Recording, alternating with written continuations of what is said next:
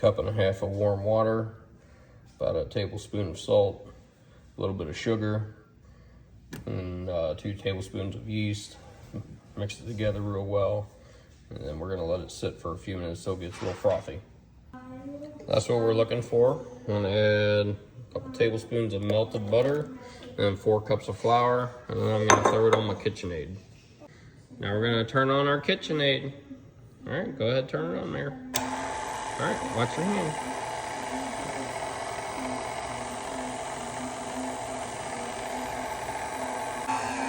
It's looking pretty good, coming along. All right, it's done mixing. Let's get it off here and let it rest for a couple hours. All right, I lined the bowl with a little bit of olive oil. I'm gonna cover here. I'm gonna let it sit at room temperature for a couple hours and let it rise. Actually, the little ice machine under here puts off a little heat, so it'll help keep it warm.